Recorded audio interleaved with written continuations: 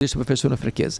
É que na segunda carta de Paulo, ele estava, quando saiu de Corinto, os falsos apóstolos chegaram lá e disseram o seguinte para a igreja: olha, esse Paulo que passou aqui com vocês 1 ano e meio, que plantou a igreja, ele não tem credencial, ele não tem experiências místicas, porque eles estão incensados pelo gnosticismo, que apresentava um conhecimento esotérico, um conhecimento místico, né? E Paulo não tinha experiências, diziam eles. Então Paulo era um camarada que conhecia muito, fazia muito, mas não era um cara tão qualificado como eles se achavam.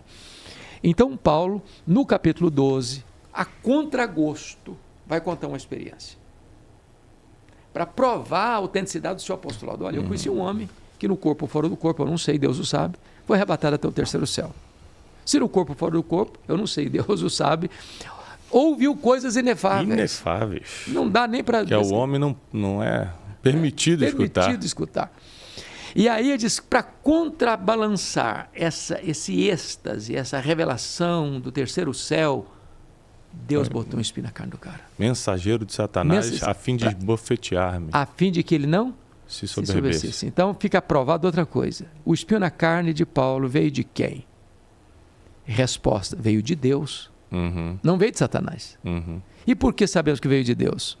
Por causa do propósito, para que ele não se ensoberbecesse, em virtude das revelações extraordinárias. E aí, por que Satanás então esbofeteia Paulo com o espinho? Porque isso é a função de Satanás. É lógico. Ele chega... Acusador mentiroso, falou, está vendo? Você não é servo de Deus, você não é apóstolo, você não é isso, é pregador e tal, você está passando uma magrela aí, você está doente. E aí, Deus te ama mesmo? Deus não pode fazer isso, curar você? Ou seja, o diabo vem sempre querendo desfazer a obra de Deus na nossa vida. Eu acho que a maior função do inimigo, né, lá Gênesis deixa claro, a serpente com a Eva, é fazer a gente achar que a gente pode tomar decisão sozinho, que a gente consegue sozinho, que a gente consegue pensar como Deus pensa. Ela fala, come, que aí você vai pensar como Deus pensa, vai saber o que ele pensa. Ou seja, tirar essa suficiência total, né, que o ser humano precisa ter dependência com Deus, de essa Deus. dependência. E aí há um gancho aí também em Gênesis 3. Porque veja você, como é que o diabo começa a conversa? É assim que Deus disse, não comereis de toda árvore do jardim? Ou seja, começa invertendo o que Deus havia dito. Deus disse, de toda árvore comereis. E ele coloca, onde Deus coloca um sim, ele coloca um não. A mulher, ao responder, responde de uma maneira muito frágil, diminuindo ênfases e acrescentando o que Deus não havia dito. Quando ela diz para Satanás, nem nele tocareis. Deus não falou isso. Ou seja, quando o diabo percebe que alguém não tem segurança da palavra, do que Deus diz, das Escrituras, ele encontra um flanco aberto. Boa. Ela estava fraca de Bíblia, como diríamos nós. Não escutou direito. Não escutou direito. Aí pronto, ele chegou com a negativa peremptória. Não é assim. Não é verdade. Deus está mentindo. É certo que não morrereis. Eu já tinha encontrado o caminho aberto, porque ela não estava tão segura das Escrituras. Eu tenho dito para colegas assim, a gente tem que ter cuidado de citar a Bíblia.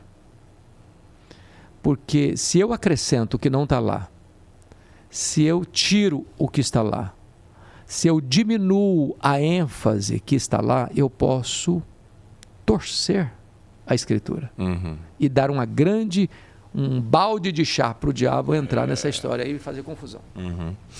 Inclusive, esse dia eu estava dando uma aula sobre Davi e explicando que muita gente que está ao nosso lado, que é gente boa, gente de Deus, às vezes vai usar o nome de Deus ou até alguma escritura para convencer-nos a fazer algo que Deus não quer. Por exemplo, Abissai fala para Davi quando Saul está dormindo, e nessa época Davi era um perseguido de Saul, fala assim, hoje Deus entregou o teu inimigo na tua mão. Ou seja, ele usa toda uma expressão espiritual, uma base bíblica. Deus entregou teu inimigo na tua mão. Aproveita e mata o cara. Aí Davi, como todo inteligente faz, responde com uma pergunta. Alguém já tocou no ungido do Senhor e ficou por inocente? Então, é impressionante como essa questão de a gente conhecer a palavra vai fazer com que a voz dos outros não contamine a nossa decisão. Exatamente. Senão, eu sempre falo isso, quem não lê a Bíblia vai ter que acreditar no que os outros estão falando. Vai comer na mão dos outros. Exatamente. Me permita outra ilustração disso aí? Por favor. Eu estou escrevendo um comentário de números agora. E é interessante como o povo de Israel sai do Egito, atravessa o Mar Vermelho, caminha até a península do Sinai e fica ali 1 ano. Recebe a lei, recebe o detalhamento da lei. Deus manda construir um tabernáculo. Nesse período o tabernáculo é construído. E agora Deus vai dar todas as instruções, reunir o povo, dividir por tribo, colocar líderes. É um exército que está caminhando, não uma multidão atabalhoada. Logo que eles saem na direção da terra prometida, eles começam a murmurar. Reclamam que não tem carne. O próprio Arão e Miriam reclamam de Moisés. Aí o Abirão, o Corá, o Abirão, rebelam também. Aí o povo rebela de novo. E chega uma hora que eles questionam o Arão. E Deus já tinha falado e demonstrado o juízo aos rebeldes. Mas agora, lá no capítulo 17, Deus chega para Moisés e diz: Moisés, manda o povo trazer uma vara para cada tribo, cada líder. Bota o nome do líder na vara. A tribo de Levi, você bota o nome do Arão. E o homem que Deus escolheu, para a pessoa não ter dúvida mais, já falei aos ouvidos, quero falar aos olhos também agora. Você vai botar essas varas diante do tabernáculo. E amanhã, a vara que florescer vai ser um milagre, porque as varas eram secas. A vara que florescer, essa é a pessoa que eu escolhi. Aí passou aquela noite, eu imagino o suspense de todo mundo, qual é a vara que vai florescer, qual é a vara que vai florescer, quem é que tem autoridade mesmo, quem é que não tem. A vara de Arão aparece inchou, deu gomos, produziu flores e amêndoas. E algumas versões dizem amêndoas maduras. Ou seja, por que o povo estava se rebelando? Porque o povo não tinha escutado, não tinha entendido, não tinha obedecido, que Deus já tinha dito aquilo várias vezes, que ele que tinha escolhido Arão, ele que tinha escolhido os filhos de Arão. Não é Arão que tinha se autoproclamado sumo sacerdote, não eram os filhos de Arão que tinham se autoproclamado sacerdotes, não. Foi obra de Deus. Sempre que eu questiono o que Deus fala e o que Deus faz, eu estou encrencado. Aí Deus precisou mostrar para eles, visualmente, um milagre.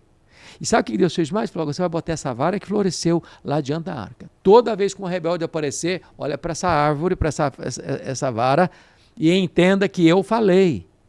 E depois essa vara vai ficar dentro da arca, junto com o vaso de maná e as tábuas da lei, como memorial para as futuras gerações. De que quando eu falo, é para ser obedecido.